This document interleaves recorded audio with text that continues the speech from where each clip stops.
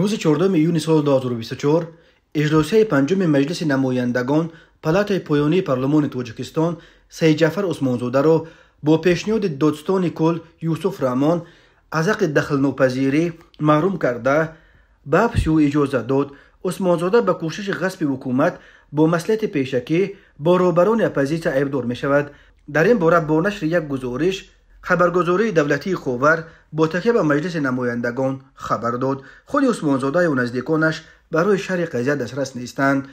گفته می شود در اجلاسی روز 14 ایون تنها یک مسئله اوید به پیشنهاد پروکورور گنرالی جمهوری تاجیکستان درباره از حقوق دخل ناپذیری محروم نمودن و به حبس گرفتن وکیل مجلس نمایندگان مجلس عالی جمهوری تاجیکستان عثمانزاده مورد بررسی قرار گرفته است.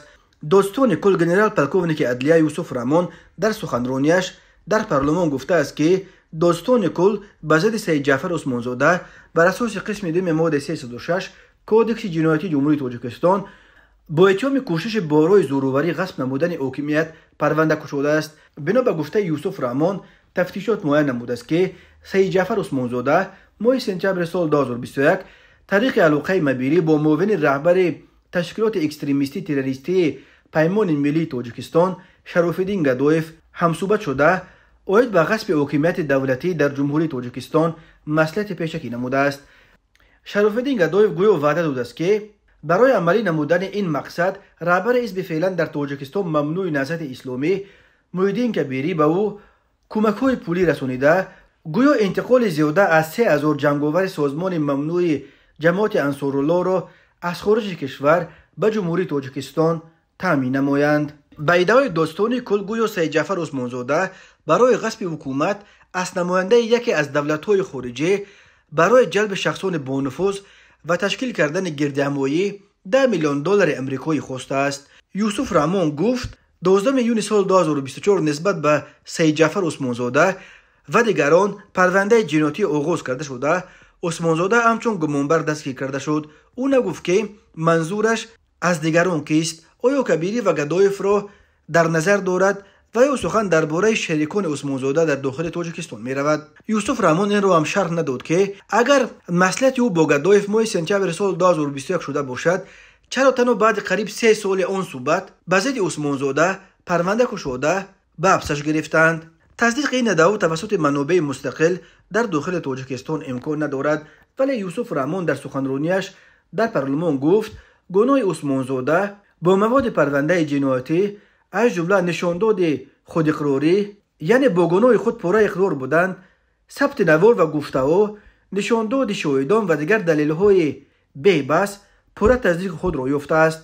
طبق قانون‌های تاجیکستان بدون روزیگی پارلمان به جوابگری جنایتی کشیدن و به حبس وکیل پارلمان ممکن نیست و به این دلیل دادستان کل از مجلس نمایندگان خواست که به حبس عثمانزاده روزیگی دهند.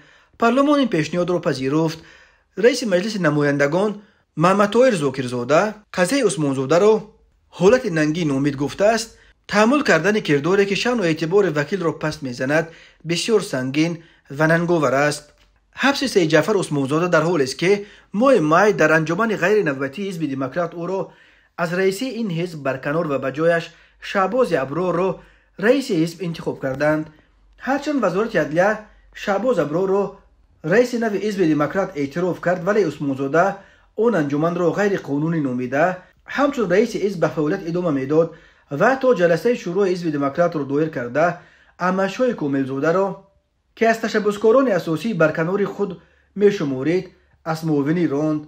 سید جعفر عثمانزاده از کم شمار وکیلان پارلمان تاجیکستان بود که پیرامون مسائل داغ تاجیکستان و منطقه تا حد آزادتر اظهار نظر میکرد. برخی ناظران امور برکناری قبلی عثمانزاده از رئیس حزب دموکرات و اینک حبس او با اتهام وزنین کوشش غصب حاکمیت به مبارزه ها در داخل الیت های حاکم در دوشنبه و به نزدیک بودن عثمانزاده با سیمومین یتیموف رئیس کمیته دولتی امنیت ملی تاجیکستان ربط میدهند.